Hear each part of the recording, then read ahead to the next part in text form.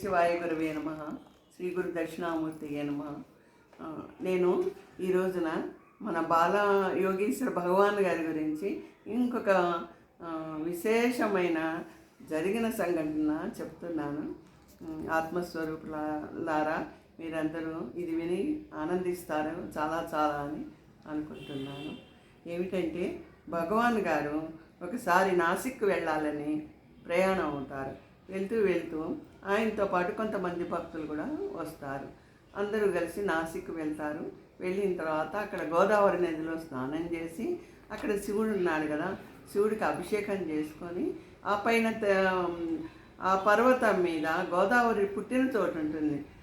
అక్కడ చూద్దాము, మనకి అదృష్టం ఉంటే శివుడు కూడా కనిపించవచ్చు. అనేక మంది ఋషులు తపస్సులు కూడా చేసుకుంటూ ఉంటారు కనిపించకుండాను. ఆ ఋషులు కూడా మనకి ఎదురుపడవచ్చు అన్న ఆలోచనలతో వీళ్ళు ఏం చేస్తారంటే ఆ పర్వతం ఎక్కుతూ ఉంటారు. ఎక్కుతూ ఉండగా అందులో ఒక శిష్యుడికి ఒక అనుమానం వస్తుంది. బాలయోగీశ్వర భగవాన్ నిజంగా ఇక్కడ శివుడు ఉన్నాడంటారా అని చెప్పి అడుగు ప్రశ్న వేస్తారు. అప్పుడు బాలయోగేశ్వర భగవాన్ గారు అంటారు, నీకు శివుడిని చూడాలని ఉందా? నువ్వు శివుడితో మాట్లాడతావా? అయితే నేను చూపిస్తాను, మాట్లాడదు కానివి అని చెప్పి ఈయన అలా అంటూ వీళ్ళు మాట్లాడుకుంటూ సంభాషించుకుంటూ పర్వతం ఎక్కుతున్నారు. ఎక్కుతుంటే ఇంతలోకి అనుకోకుండా చాలా పెద్ద వర్షం వచ్చింది. అయితే మన భగవాన్ నడుస్తుంటే ఆ వర్షం ఏం చేస్తుంది, ఈ భగవాన్ పక్కన ఉన్న భక్తులు చూడు ఎంత అదృష్టవంతులో నిజంగాను. ఈ భగవాన్ మీద ఈ భక్తుల మీద వర్షం కురవటం లేదు, చుట్టూ మడుకు చాలా వర్షం కురుస్తుంది. ఇలా వాళ్ళు కొంత దూరం నడుస్తూ ఉండగా ఒక ఋషీశ్వరుడు ముసలి అతను వీళ్ళకి ఎదురుపడతారు. ఎదురుపడ్డ తర్వాత ఆ ఋషీశ్వరుడు అంటాడు, ఏమిటి ఈ వింత, మీ మీదేమో వర్షం పట్టలేదు, నా మీదేమో వర్షం పడి నేను తడుస్తున్నాను, నేను చలితో గజగజ వణికిపోతున్నాను, నాకు మీరు ఎవరైనా కాస్త చాయ్ ఇప్పించగలరా అని ప్రశ్న వేస్తారు. వేసేటప్పటికి బాలభగవాన్ అంటారు, ఆ పక్కనున్న భక్తుడితో 10 రూపాయలు ఇచ్చి కిందకెళ్ళి ఒకళ్ళు వెళ్ళి టీ తీసుకురండి అని ఆజ్ఞాపిస్తారు. సరేనా, ఆ భక్తుడు వెళ్ళి టీ పట్టుకొస్తారు. పట్టుకొచ్చిన తర్వాత మునీశ్వరికి టీ ఇస్తారు. ఆయన తాగుతారు. ఆయన చెయ్యి పైకెత్తి వాళ్ళని ఆశీర్వదించి హరహర మహాదేవ్ అనుకుంటూ ఆ మునీశ్వరుడు వెళ్ళిపోతారు. వెళ్ళిన తర్వాత ఈ భక్తుడు అంటాడు, ఏమిటి శివుడిని చూపిస్తానన్నావు, శివుడే కనిపించలేదు అని ప్రశ్న వేస్తే, ఓరి పిచ్చివాడా, ఇప్పుడు కనిపించింది శివుడే మనకి ఎదురుపడింది, నువ్వు కనుక్కోలేకపోయినావు, మరి చూడు వెనక్కి తిరిగి చూడు అని అనేటప్పటికీ వాళ్ళు ఇలా వెనక్కి తిరిగి చూడగానే ఆ మునీశ్వరుడు కాస్త 4 అడుగులు వేసి మాయమైపోతాడు. ఎదురుకుండా శివుడు వస్తేనే గ్రహించలేని వాళ్ళు ఎదురుకుండా నడుస్తున్నటువంటి మహాశివుడైన మన బాలయోగీశ్వర మహారాజుని మీరు భక్తితో ఆయన్ని మనతో పాటు నడుస్తున్నారు, మనతో పాటు ఆయన భోజనం చేస్తున్నారు, మనతో పాటు మాట్లాడుతున్నారు. ఇంత మంచి అవకాశం మనం ఈ జన్మెత్తినందుకు, మనకి అనుగ్రహం కలిగినందుకు మనం ఎంత సంతోషించాలి.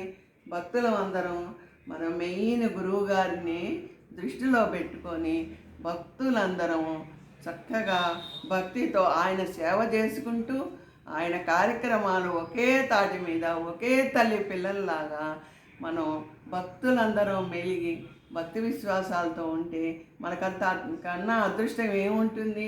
భగవంతుని దృష్టిలో అందరం సమానమేను, ఒకరు ఎక్కువ కాదు, ఒకరు తక్కువ కాదు.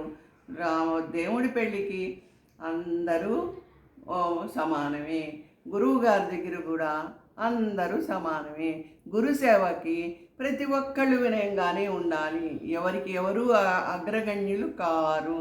భక్తితో ఎంత వినయంగా మనం ఉంటామో మనకి నడయాడే శివుడైన ఈ భగవాన్ గారికి మన మీద అంత అనుగ్రహం కలిగి మనకంత ఆత్మజ్ఞానము, మనకంత లోక కళ్యాణము, మనం అందరం సుఖశాంతులతో ఉంటాం కదా. ఇదందరూ మీరు గ్రహిస్తారని భక్తితో నేను మనవి చేసుకుంటున్నాను. ఇంతకన్నా అదృష్టం మనకి ఏముంటుంది చెప్పండి? ఎవరికి కలుగుతుంది? 84 లక్షల జీవరాశుల్లో ఉన్నాయి కదా, అందులో నుంచి మానవ జన్మ ఎత్తాం మనం. మానవ జన్మ ఉత్తమమైన జన్మ.